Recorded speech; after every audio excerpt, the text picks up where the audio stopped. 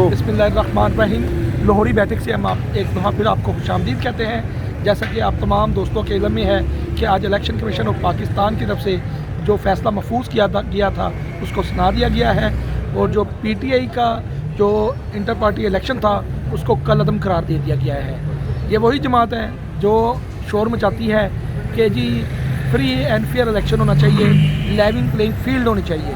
लेकिन बदकिस्मती ये है कि अकबर बाबर जब इस पार्टी के इलेक्शन के लिए डॉक्यूमेंट्स लेने के लिए पहुंचे तो वहाँ पे बताया गया जी यहाँ पे डॉक्यूमेंट्स मौजूद नहीं है। ये अभी मैं बैरिस्टर गौहर साहब को सुन रहा था तो बैरिस्टर गौहर साहब बता रहे थे कि जी 9 लाख के करीब इनके जो रजिस्टर्ड वोटर हैं। तो अगर 9 लाख वोटर हैं तो क्या आपने देखे हैं किसी जगह पे इन लोगों को वोट डालते हुए? वो 9 लाख वोटर की लिस्ट कहीं इन्होंने वेज़ा की है?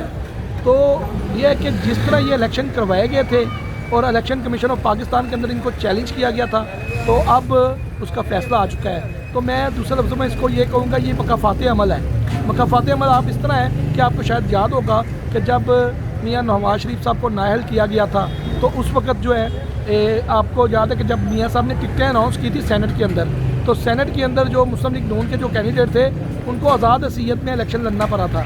तो आज मैं ये समझता हूँ कि ये मकाफ़ात अमल है और जो PTI ने बोया था आज वो काट रहे हैं, और उम्मीद है कि इंशाल्लाह वो इससे सबक सीखेंगे।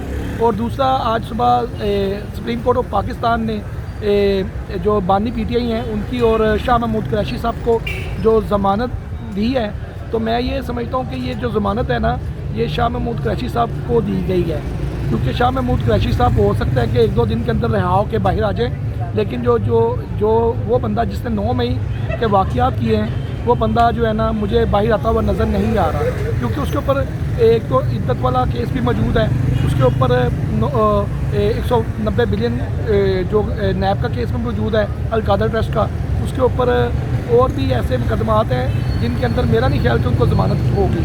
तो मैं यही कहूँगा कि इनको अब सीख लेना चाहिए, मुल्क के अंदर नफरत की सियासत का खात्मा होना चाहिए और मुल्क के अंदर ऐसे हालात हों कि हर कोई एक दूसरे के साथ मोहब्बत के साथ गुजारा करे। तो मैं बस आखिर में यही कहूँगा कि हमें अपनी पुरानी गलतियों से सबक सीख के पाकिस्तान के लिए आगे बढ़ना होगा और पाकिस्तान के लिए ही मिलकर काम करना होगा। बहुत शुक्रिया। पाकिस्तान जिंदाबाद।